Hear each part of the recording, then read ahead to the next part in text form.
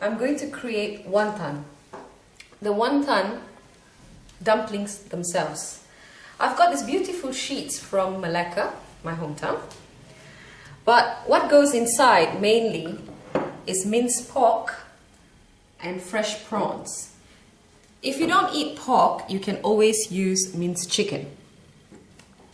There's a lot of dicing, mixing and marinating going on. So watch carefully.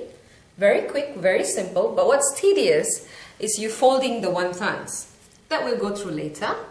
What's most important now is marinating the filling of the wonton. It is some water chestnuts, peeled and cleaned. I don't have them fresh, so I've got them from a tin. So you could go to the Asian stores, usually the section where there's a lot of Thai food, they have water chestnuts. So these are from a tin. Prawns, maybe 10, really cleaned, no shell, and the middle has been taken out. And some minced pork, and if you don't eat pork, some chicken. White pepper, some corn flour, which I'm going to mix in hot water and make a small starch out of it. Spring onions and some ginger. What goes into the blender is spring onions and ginger. So you'll need about 1.5 inch of ginger, just like that. Drop it in. I'm going to use 1 whole spring onion.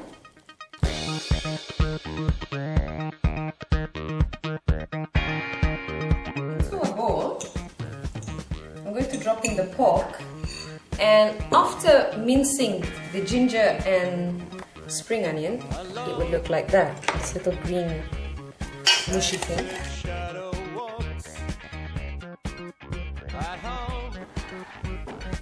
So in goes your minced pork, and now all the chopping up and mincing will be done. Your fresh prawns need to be finely diced. So now we're going to start dicing them really fine.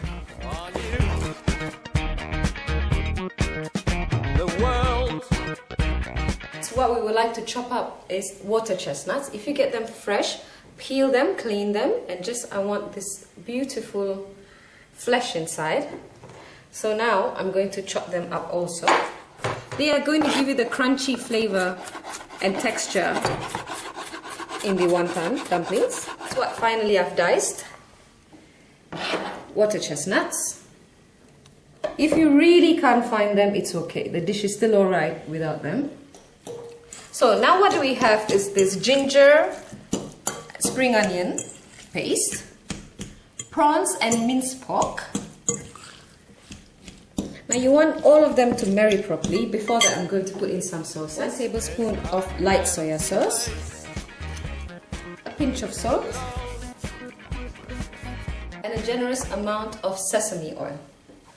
I'm going to add 2 to 3 tablespoons. This is what's going to give it the real fragrant taste and smell. White pepper, which I have just pounded. About 3/4 tablespoon. A real good mix. If you see, they are not marrying properly. For a simple reason, we have not added our cornstarch. I've got the corn flour. I'm going to add in a bit of warm water, mix it and put it in. Use about 2 tablespoons. Add as you like, because some of our mixtures may be a little bit more watery than the rest. Add until you think you've got a nice,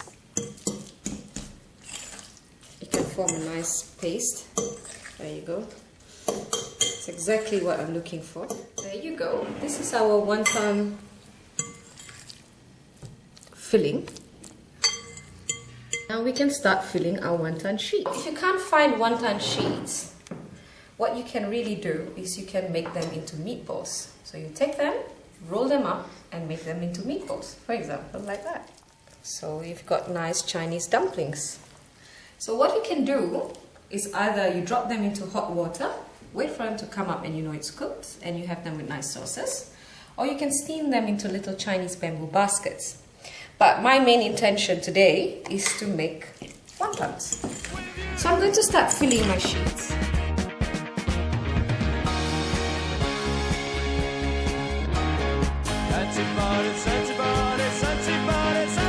your sheet, take a little bit.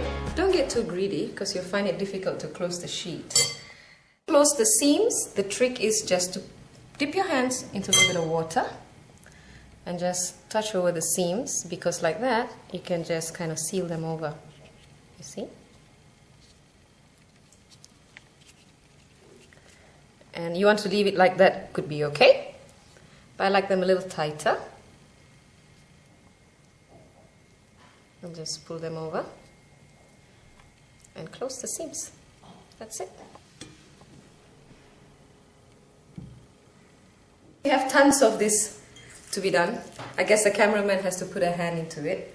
We'll see you back in a few minutes. After 20 minutes of painstaking rolling up these dumplings, I've got about 50 to 70 of them.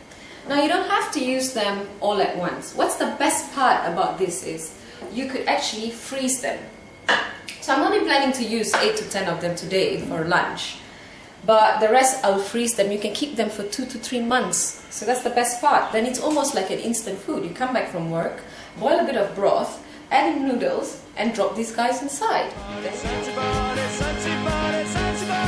Clean them. But for the moment, I'm planning to do a soup. So I've put in ready-made chicken stock into a pot and a little bit of coriander leaves. Simply wait for the water to really boil. You can either use chicken stock or beef stock, but just put in a bit of coriander, black pepper, anything you would like to make the soup bit fragrant.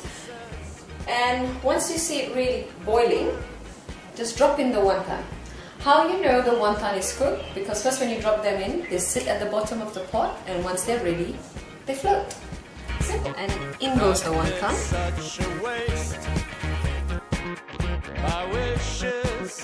Once you see the wonton floating on top, it's almost cooked. All you want them to do is to just soak in a little bit of the flavors of the soup. So you just leave them for another 2 minutes or so. And then your beautiful wontons with the soup inside as a side dish or even a starter. Or even with your noodles. The leaves. And there you have it. Homemade wontons.